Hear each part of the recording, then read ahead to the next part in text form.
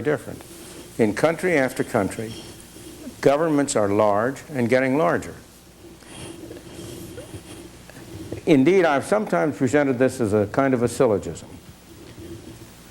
Major proposition, socialism is a failure. Minor proposition, capitalism is a success.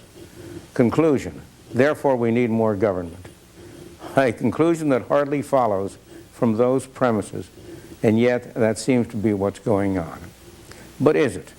And that's what I really want to talk about today, about the deeper view of the relationship between opinion on the one hand and practice on the other. It's very hard for people today to recognize how much change there has been in the climate of opinion in Western countries. When we were first getting started on the attempt to promote free markets, it dated back, for example, to Hayek's Road to Serfdom, published in 1944. That was much beriled. Indeed, it was hard to find a publisher to publish the book. I think it was turned down by about a half a dozen publishers in the United States before it was finally published by the University of Chicago, and then only because of the intercession of people in the economics department with the press. It, however, became a bestseller, was widely popular. In 1947, Hayek started the Montpellier Society. Those were the beginning of the attempt to change the climate of opinion. But how the people who were speaking that way, people like Hayek, like myself, were a very small, beleaguered minority. The great bulk of opinion was that communism was a wave of the future. Collectivism, not necessarily communism, but collectivism, was a wave of the future. How widespread that view, how isolated our view, the libertarian view, was, is demonstrated by what happened to the books I myself have published. In 1962, I published Capitalism and Freedom. It was not reviewed by any single major publication in the United States. Not by the New York Times, not by the Herald Tribune. It was reviewed in The Economist in London, and that's all. 20 years later, when we published Free to Choose, it was reviewed in every major newspaper. Over that period, there was a drastic change in opinion.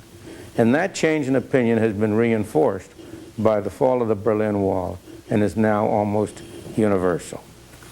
On the other hand, if you look at what's been going on in practice, it went the other way. To speak of my own country, in the United States, in 1947, government was spending something like 25% of the national income. Today, it is spending something over 35% of the national income. Moreover, there are many more regulations, restrictions on the behavior of both business on the one hand and personal individuals on the other. There is no doubt that governments have gotten larger and much more intrusive. If you look at a wide range of other countries, I checked up on 20 industrial countries. In 18 of them, government spending in 1995 as a fraction of national income was higher than it had been in 1975. How do we explain this divergence between the movement of opinion on the one hand and the movement of practice on the other? The best explanation, and it traces back to a book that was written at the end of the last century by A.V. Dicey, Law and Public Opinion in the 19th Century, in which he pointed out that there was a very long lag between changes in opinion on the one hand and changes in practice on the other.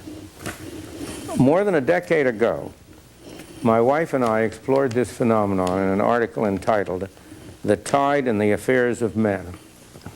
We took the title from Shakespeare. Here are Shakespeare's lines. "There is a tide in the affairs of men, which, taken at the flood, leads on to fortune. Omitted, all the voyages of their life is bound in shallows and in miseries." Our article discussed the hypothesis, and I quote, that a major change in social and economic policy is preceded by a shift in the climate of intellectual opinion, itself generated at least in part by contemporaneous social, political, and economic circumstances. After a lag, sometimes of decades, an intellectual tide taken at its flood will spread to the public at large, and through the public, pressure on government will affect the course of economic, social, and political policy. As a tide in events reaches its flood, the intellectual tide starts to ebb. We illustrated this hypothesis with the two most recent completed tides, the tides that we labeled the Adam Smith tide and the Fabian tide. Consider each of those. Adam Smith wrote The Wealth of Nations, published The Wealth of Nations in 1776. At the time, he wrote in his book that it was idle to believe that the principles he espoused, the principles of free trade, would ever be accepted by the powers that be. It took a long time. The repeal of the Corn Laws, that is, of the laws imposing a tariff on the import of grain, did not come until 1846, 70 years later. And then, when that came, it swept away most of the restrictions, and laissez-faire reigned in Britain through much of the 19th century. The interesting thing is that although laissez-faire seemed to be bringing everything that its proponents had promised, the standard of living of the ordinary people in Britain rose greatly. There was an industrial revolution. Britain became the leading industrial nation of the world. And yet, at the same time, the support for laissez-faire started to ebb, and you had the beginning of the next tide, the movement toward socialism, which we called the Fabian tide. How do you explain that? Well, there are a number of things that help to explain it. In the first place, as things got better, the evils that remained were more striking and prominent. You know, there are always problems in a society. You're never going to have perfection. That's for utopias for the next world, not for this one. And so, having solved many of the problems which existed before, the remaining ones stand out.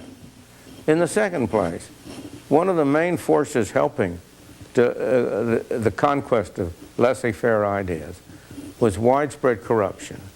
In the 18th century, Britain was known as a land of smugglers. There was widespread evasion of the law. There was widespread corruption of public officials. But under laissez-faire, when government had nothing to give, when there were no privileges it could grant, Britain developed an incorruptible, largely incorruptible, a very honest and efficient civil service. And therefore, it became more feasible to think that government could do things, could do good. As you all know, the power to do good is also the power to do evil. In any event, in 1888, you had the establishment of the Fabian Society by the Webbs, by Shaw, by a small group of British intellectuals. That was 1888. Its ideas, the Fabian ideas, gradually spread among the intellectual classes. And within 20, 25, 30 years, they were the standard climate of opinion on the intellectual level. But effects on policy did not follow for many years.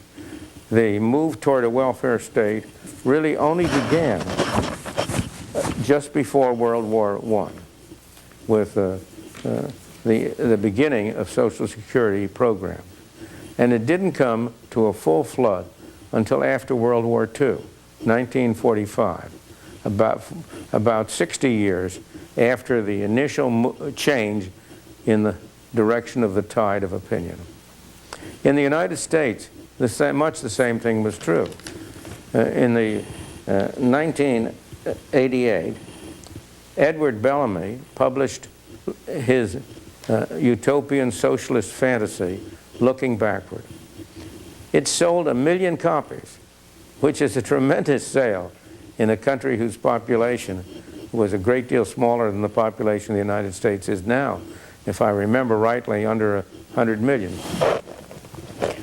And the ideas of socialism, the Fabian ideas, the Marxian ideas, all started to have their impact on the intellectual classes within the United States. The first decades of the 20th century was the era, just before the World War I, was the era of muckrakers, of Ida Tarbell, of Sinclair Lewis. But action was very limited. The one action in the 1890s was trust busting, but that had a different source. By the 1920s, after World War I, socialism was a dominant view among the intellectual class in general. Norman Thomas was a presidential candidate of the Socialist Party in 1928, and his platform was widely accepted. However, policy did not change. Actual practice remained much the same until the Great Depression. The Great Depression, which started in 1929 and really lasted throughout the 30s, had two effects. On the one hand, it converted the general public at large to the view of the intellectuals, whereas the public at large had regarded government as a necessary evil in the relatively laissez-faire 19th and early 20th century. It took the Depression, it regarded the impression as proving that there was something wrong with free markets, and converted the public at large to the view that government, far from being a necessary evil, was the answer to all real problems. The result was the New Deal and a great growth of government, supported by public opinion. Within a few decades, every single economic plank of the Socialist 1928 platform had been enacted.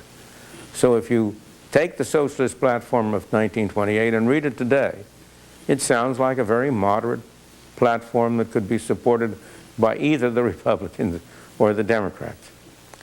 But it took a long time again. Opinion was changing in the United States in the 1890s, 80s. It was not until the 1930s or 40s, 50 years or so, before it really started to take effect. And then, of course, the war produced another stimulus. But this, in turn, just as the triumph of laissez-faire had led to the Fabian tide, the triumph of socialist ideas, and particularly their spread in the most extreme form to Germany and to Russia first and Germany later, led to what we've called the Hayek tide. Beginning with Hayek's Road to Serfdom, there started a gradual intellectual movement which gained adherents through time and has now led to the point where the overwhelming sentiment in the nation at large is in favor of free markets. And yet, as we see, the government continues to grow. But it's not an unmixed situation. The inflation, just as it took the Great Depression to change public opinion as opposed to intellectual opinion, the inflation of the 70s served very much the same function in the United States and around the world. And that was very much reinforced later by the fall of the Berlin Wall. The inflation of the 70s produced great doubts about the effectiveness of government in pursuing its objectives. The objectives of government, as you all know, are always very good. The argument is with the means and with the consequences of those means, particularly the unintended consequences of those means.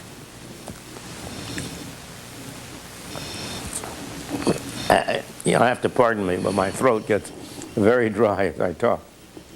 And the result, the inflation of the 70s was a major factor that led the public at large to get disaffected and led to the election of Thatcher in Britain and Reagan in the United States. And they started a process of gradual dismantling of the all-powerful welfare state. You had in the United States a reduction in tax rates. In Britain, the same thing. You had a lifting of price and wage controls in Britain. You had a lifting of foreign exchange controls. You had privatization, and privatization continues to spread. You had some reduction in regulations.